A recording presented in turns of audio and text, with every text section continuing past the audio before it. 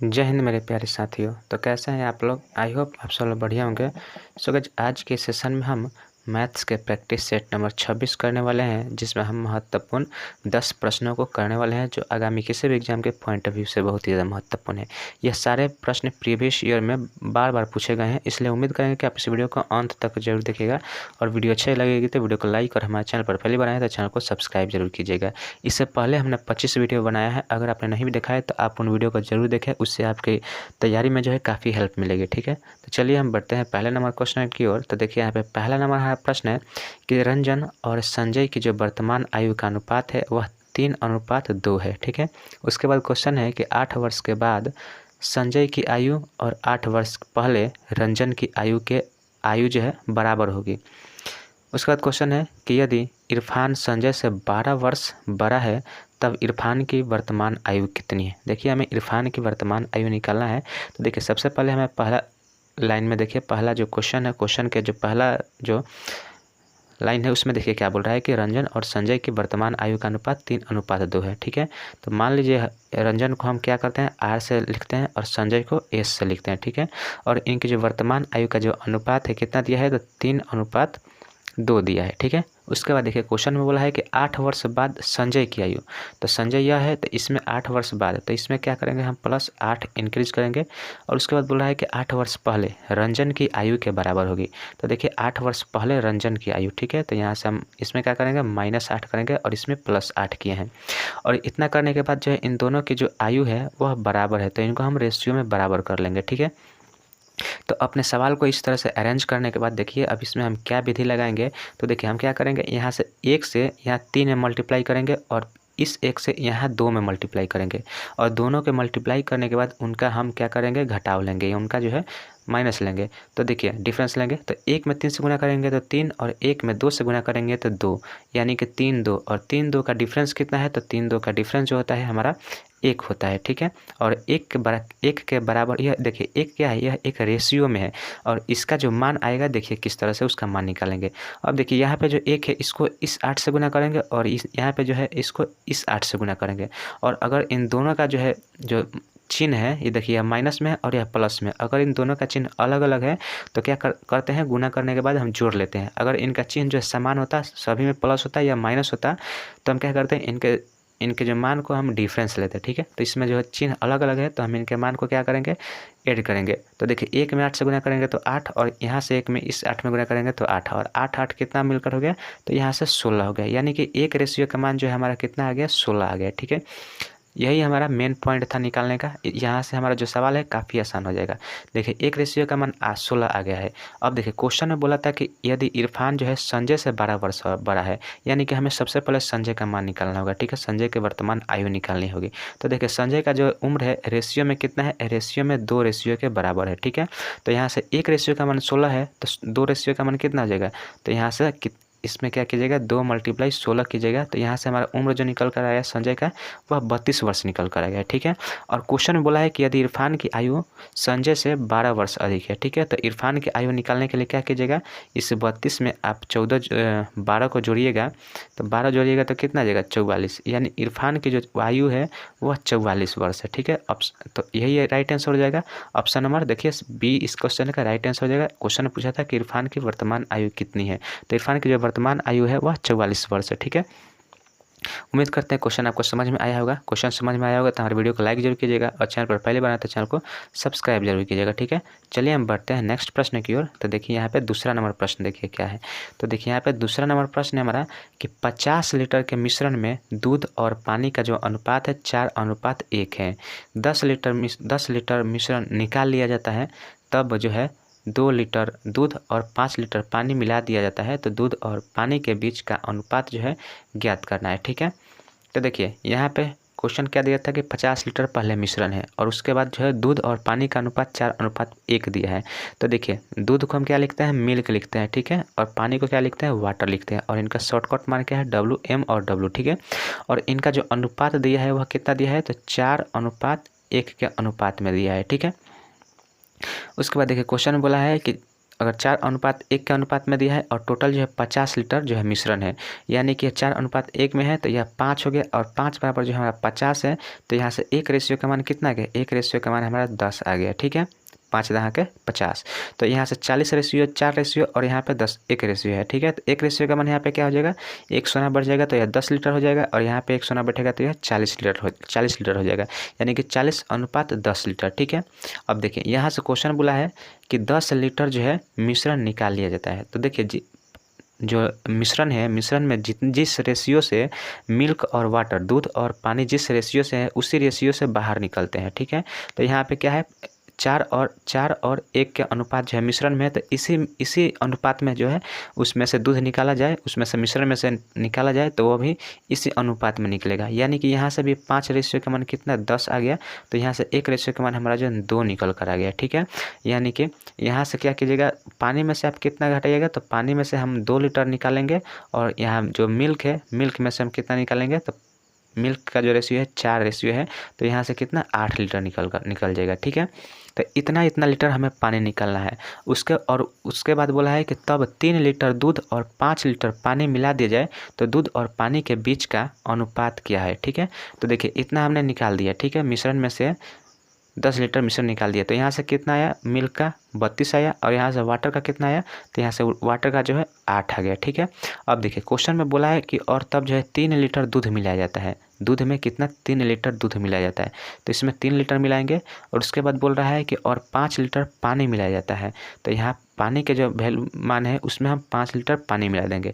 तो अब मिलाने के बाद देखिए कितना आ रहा है, तो देखिए 32 और 3 कितना हो गया, 35। ठीक है, और यहाँ से 8 5 कितना हो गया, 13। ठीक है, और इसका अनुपात पूछा है तो 35:13, और इसका जो सरलीकरण इससे कम नहीं हो सकता है, तो यही जो हमारा इस क्वेश्चन का बिल्कुल राइट आंसर हो जाएगा 35:13। ठीक है, तो देखिए ऑप्शन नंबर डी में है 35:13। ठीक है, उम्मीद करते हैं आपको क्वेश्चन समझ में आ रहा होगा। ठीक है, इसका राइट आंसर क्या हो जाएगा, 35:13। चलिए अब बढ़ते हैं नेक्स्ट प्रश्न की ओर। तो देखिए यहाँ पे तीसरा नंबर देखिए प्रश्न क्या है, तो तीसरा नंबर प्रश्न में देखिए बोल रहा है कि 45 छात्रों की एक कक्षा में 40% लड़कियां हैं और शेष लड़के हैं। ठीक है, लड़कियों का औसत अंक कितना है, 64 है और लड़कों का जो औसत अंक 60 है, तब पूरी कक्षा में औसत अंक कितना होगा। ठीक है, पूरी कक्षा का औसत अंक हमें निकालना है कि कितना होगा। देखिए इस सवाल में जो है यह जो 45 छात्र है, यह हमें छात्र जो है कैलकुलेशन को बढ़ाने के लिए दिया गया है। ठीक है, हमें इसको अपने ध्यान में नहीं रखना है, इसको हम भूल जाएं कि कुछ देर के लिए क्वेश्चन सोल्यूशन करते वक्त हम भूल जाएं कि 45 छात्र थे। ठीक है, क्योंकि इनका जो है रेशियो मान दिया है, तो इस 45 छात्रों का कोई उपयोग नहीं बनता है।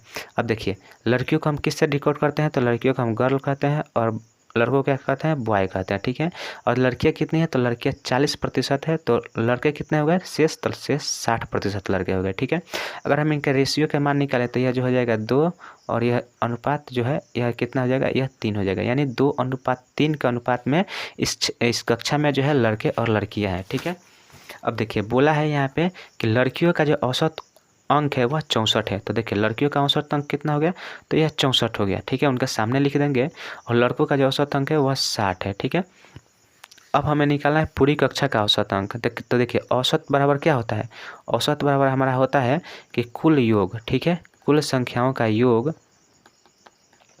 बटा कुल संख्या होता है, कुल संख्या। ठीक है, तो यहाँ से देखिए कुल संख्याओं का योग कीजिएगा तो क्या कीजिएगा, यहाँ से इनमें मल्टीप्लाई कराया जाएगा। तो देखिए इसको मल्टीप्लाई कीजिएगा तो 4 दूना के 8 और 6 दूना के 12, 120, और इनमें मल्टीप्लाई कीजिएगा तो यह कितना आ जाएगा, 180। ठीक है, और इन दोनों को हम जोड़ देंगे, तो इन दोनों को जोड़िएगा तो देखिए इन दोनों को जोड़ने के बाद क्या आएगा, तो यहाँ से 8 0 और यहाँ पे 3, यानी कि 308 आएगा। और टोटल संख्या कितना हो गया, तो देखिए यहाँ पे 3 अनुपात में है और यहाँ पे 2 अनुपात में है, तो 3 और 2 मिलकर कितना हो जाएगा, 5 हो जाएगा, यानी कि 308/5। अब आप इसको काटिए, तो इसको काटिएगा तो क्या कितने बार में जाएगा, तो 5 5 6 का 30, उसके बाद यहाँ 8 बचा, तो 5 एकम 5, उसके बाद 3 बचा और तो 5 6 का 30 हो जाएगा, यानी कि 61 पॉइंट जो है 6 इस क्वेश्चन का बिल्कुल राइट आंसर हो जाएगा 61.6। तो देखिए 61.6 किस ऑप्शन में दिया है, तो ऑप्शन नंबर सी में दिया है, हमारे इस क्वेश्चन का बिल्कुल राइट आंसर हो जाएगा 61.6। ठीक है, चलिए अब बढ़ते हैं नेक्स्ट प्रश्न की ओर। तो देखिए यहाँ पे अगला प्रश्न, देखिए अगला प्रश्न टाइम एंड वर्क से संबंधित प्रश्न है। तो देखिए इसमें क्या बोला है कि 20 व्यक्ति, ठीक है, 20 व्यक्ति एक कार्य को 40 दिनों में कर सकते हैं। वे कार्य शुरू करते हैं और 15 दिनों के बाद जो है 10 व्यक्ति कार्य छोड़ देते हैं। तो शेष कार्य को कितने दिनों में पूरा किया जाएगा, ठीक है। तो देखिए यहाँ पे ऑप्शन दिया गया है 50, 75, 60 और 65। बताना है इनमें से इसका जो राइट आंसर क्या होगा। तो देखिए इस क्वेश्चन को आप समझिए, पढ़िए, क्वेश्चन को अच्छी तरह से पढ़िए, तभी जाकर क्वेश्चन को आसानी से आप बना सकते हैं।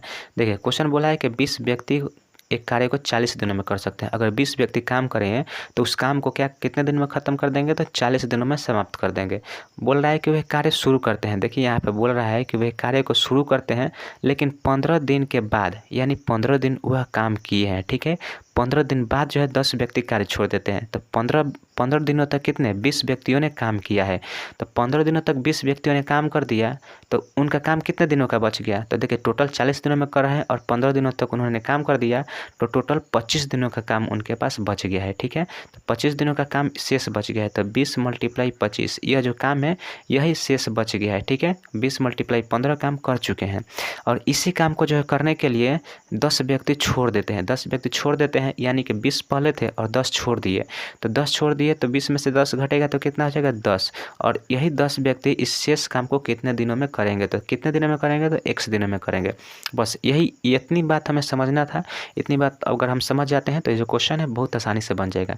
अब देखिए यह जो बन गया है, अब यहाँ से देखिए यहाँ से 10 से इसको काटिएगा तो 1 शून्य से 1 शून्य कट जाएगा, ठीक है। और 25 दुना का कितना हो जाएगा 50, यानी कि x बराबर जो है 50 दिनों में जो यह 10 व्यक्ति मिलकर शेष काम को कर देंगे। तो देखिए 50 व्यक्ति 50 दिनों में करेंगे 10 व्यक्ति।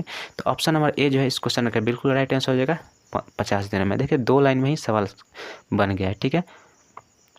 चलिए अब बढ़ते हैं हम नेक्स्ट प्रश्न की ओर। तो देखिए यहाँ पे 5 नंबर, देखिए प्रश्न क्या बोल रहा है।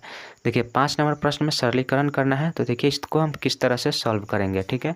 अब देखिए यहाँ पे बड़ा कोष्ठ, सबसे पहले हमें बड़ा कोष्ठ या छोटा कोष्ठ या जो भी कोष्ठ हो, सबसे पहले कोष्ठ का क्रिया किया जाता है। और कोष्ठ में भी सबसे पहले बड़ा कोष्ठ का किया जाता है, उसके बाद मझौला कोष्ठ, उसके बाद छोटा कोष्ठ का किया जाता है, ठीक है। तो इसमें मझौला कोष्ठ नहीं दिया है तो हम बड़ा कोष्ठ के बाद छोटा कोष्ठ पे आ जाएंगे, ठीक है। तो देखिए सबसे पहले आप यहाँ पे जाइए, छोटा कोष्ठ पे आइए। तो छोटा यहाँ पे क्या होगा 5 दूना का 10 और 1 11, ठीक है। 11 बटा यहाँ पे 2 और इसका जो है क्या है होल स्क्वायर है, ठीक है। और माइनस यहाँ पे जाइएगा तो 4 दूना का 8, 8 और 3 कितना होता है 11, ठीक है। 8 और 3 11 बटा 4, इसका भी कितना होल स्क्वायर। और यहाँ पे भाग है तो भाग यहाँ पे रहेगा। और यह 4 दूना का 8, 8 और 3 कितना हो जाएगा 8 और 3 11, 11 बटा 4, यह इसी तरह से रहेगा। अब देखिए अब यहाँ से कीजिएगा तो यह जो है बड़ा कोष्ठ में यह 11 का स्क्वायर कितना होता है, तो 11 का स्क्वायर 121 बटा 2 हो जाएगा। सॉरी 2 नहीं होगा, 2 की जगह पे क्या हो जाएगा, इसका भी स्क्वायर होगा तो यह 4 हो जाएगा। और माइनस यहाँ पे भी क्या है 121 बटा यहाँ पे 4 का स्क्वायर कितना हो जाएगा 16 हो जाएगा। इसको बंद करिए। अब इसको क्या कीजिएगा भाग में, यह कितना है 11 बटा 4 है, ठीक है।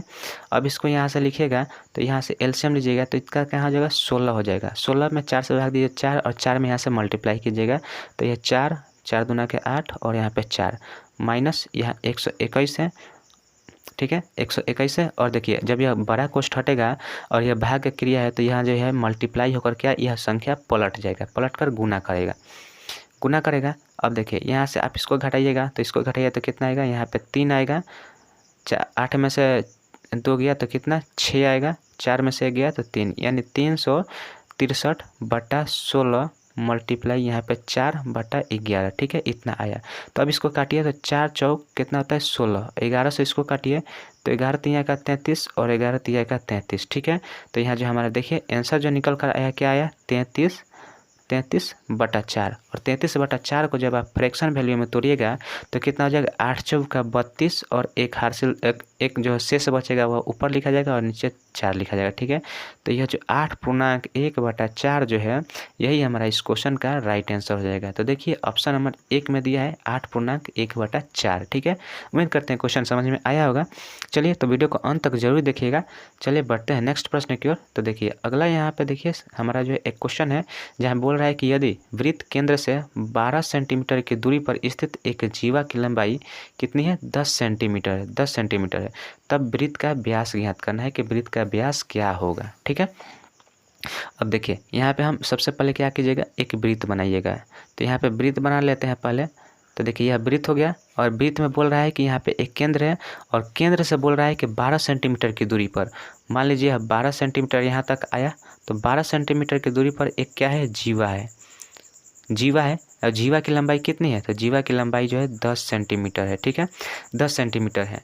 और यह केंद्र से ये जो यहाँ तक आया है, यह जो जीवा पर जो लंबाई खींचा गया है, इसकी लंबाई कितनी है, तो इसकी लंबाई जो है 12 सेंटीमीटर, ठीक है। तो देखिए जब भी एक थ्योरम होता है कि जब भी केंद्र से किसी जीवा पर एक लंब खींचा जाए, तो यहाँ पे जो है यह लंब समद्विभाजक होता है, यानी कि लंब यहाँ 90 डिग्री कोण बनाएगा, और यह जो है यह इसको बराबर 2 भागों में, जीवा को बराबर 2 भागों में बांटेगा। तो बराबर 2 भागों में बांटेगा, तो इधर 5 और इधर 5 हो जाएगा, क्योंकि टोटल 10 है। अब हमें निकालना क्या है, तो हमें वृत्त की जो व्यास निकालना है। तो व्यास निकालने के लिए सबसे पहले हम क्या निकालेंगे, सबसे पहले त्रिज्या निकालेंगे। तो त्रिज्या निकालने के लिए इसको हम क्या करेंगे, यहाँ से इसको हम मिला देंगे, ठीक है, यह यहाँ पर मिल जाएगा। अब देखिए इधर 5 12 है और इधर 5 है, तो इसकी कर्ण की लंबाई निकालनी है। चलिए इसको हम अच्छी तरह से दूसरा त्रिभुज बनाते हैं। जैसे कि देखिए आप इसी को सेम थ्योरम के सेम वृत्त में देखिएगा, ठीक है, यह 12 है, यह 5 है, और हमें यह निकालना है, x के मान निकालना है। तो देखिए समकोण त्रिभुज में आप कर्ण को जब लंबाई निकालिएगा, तो कर्ण x बराबर क्या हो जाएगा, यहाँ से हो जाएगा √12 का स्क्वायर प्लस 5 का स्क्वायर, ठीक है। तब √12 का स्क्वायर कीजिएगा तो कितना हो जाएगा 144, और 5 का स्क्वायर कीजिएगा तो कितना हो जाएगा 25, और ये दोनों मिलकर कितना हो जाएगा, तो दोनों को जोड़िएगा तो 169 हो जाएगा। और 169 किसका रूट अंडर होता है, तो 169 13 का वर्गमूल होता है, ठीक है। तो यहाँ से x का जो मान है हमारा 13 निकल कर आ गया। तो देखिए यह जो कर्ण की लंबाई होगी 13 हो गई, ठीक है, यानी कर्ण जो है हमारी त्रिज्या है। हमें क्या निकालना है, तो देखिए हमें निकालना है यहाँ पे व्यास निकालना है। आप इसी तरह से 13 मत आंसर मार दीजिएगा, नहीं तो हमारा जो क्वेश्चन है गलत हो जाएगा इतना बनाने के बाद भी। अब देखिए हमें व्यास निकालना है, तो व्यास निकालना है, तो ये व्यास यहाँ से देखिए इधर 13 है, तो यह जो इधर की भी त्रिज्या होगी 13 होगी, यानी कि टोटल व्यास की लंबाई कितना हो जाएगा, तो टोटल व्यास की लंबाई 13 गुना 2 हो जाएगा, यानी कि 26 सेंटीमीटर। 26 सेंटीमीटर हमारा इस क्वेश्चन का आंसर निकल कर आ गया। ऑप्शन नंबर ए जो है इस क्वेश्चन का बिल्कुल राइट आंसर हो जाएगा। 26 सेंटीमीटर इस वृत्त की जो है क्या होगी, व्यास होगी। चलिए अब बढ़ते हैं नेक्स्ट प्रश्न की ओर। तो देखिए यहाँ पे हमारा 7 नंबर देखिए प्रश्न क्या है, 7 नंबर प्रश्न देखिए क्या है। 7 नंबर प्रश्न में बोल रहा है कि यदि साइन थीटा बराबर 1/2 है, तब कॉस 2 थीटा का मान क्या होगा, ठीक है। कॉस 2 थीटा का मान हमें निकालना है, और साइन थीटा का मान जो है 1/2 दिया है। तो देखिए साइन थीटा यहाँ पे दिया है, साइन थीटा का मान जो है 1/2 दिया है। तो बताइए साइन थीटा यानी किस थीटा के मान पर जो है साइन का मान 1/2 होता है, ठीक है, हमें यही पता करना है। तो देखिए 1/2 जो 2 है यह साइन 30 का मान है, साइन 30 डिग्री का मान जो है 1/2 होता है, यानी कि यहाँ से हमें पता चल गया कि थीटा का मान कितना है, तो थीटा का मान 30 डिग्री है, थीटा का मान 30 डिग्री है। अब हमें बोला है cos 2 थीटा का मान क्या होगा, तो cos देखिए cos 2 थीटा, और थीटा का मान कितना है, थीटा का मान 30 है, तो 30 में 2 से गुना होगा तो कितना होगा 60 डिग्री, यानी कि हमें cos 60 डिग्री का मान निकालना है। तो cos 60 डिग्री का मान देखिए सिंपल सूत्र है, ठीक है। cos 60 डिग्री का मान क्या होता है, तो cos 60 डिग्री का मान भी 1/2 होता है, क्योंकि cos 30 डिग्री और cos 60 डिग्री यह जो है अपोजिट में बराबर होते हैं, यह दोनों जो बराबर होते हैं, ठीक है। तो यह देखिए यहाँ साइन होगा, क्या हम लिख रहे हैं यहाँ पे साइन 30, ठीक है, साइन 30 और cos 60, साइन 30 और cos 60 का जो वैल्यू मान होता है वह बराबर होता है। तो देखिए ऑप्शन नंबर ए जो है इस क्वेश्चन का बिल्कुल राइट आंसर हो जाएगा, 1/2 ही इस क्वेश्चन का राइट आंसर हो जाएगा, ठीक है। तो चलिए हम वीडियो को बिना लेट के हम यहीं पे अंत करते हैं। उम्मीद करते हैं क्वेश्चन आपको सभी समझ में आया होगा। अगर नहीं आया होगा तो आप क्वेश्चन को रिपीट करके देखिए, वीडियो को स्लो करके जरूर देखिएगा, उम्मीद करेंगे कि समझ में जरूर आएगा। तो चलिए यहीं पे हम वीडियो को अंत करते हैं और मिलते हैं नेक्स्ट वीडियो में। तब तक के लिए जय हिंद, जय भारत। और यदि आप हमारे चैनल पर पहली बार आए हैं तो हमारे चैनल को सब्सक्राइब जरूर कीजिएगा, और वीडियो अच्छी लगी है तो वीडियो को लाइक और हमारे चैनल को सब्सक्राइब जरूर। ठीक है, चलिए मिलते हैं नेक्स्ट वीडियो में, तब तक के लिए जय हिंद, जय भारत।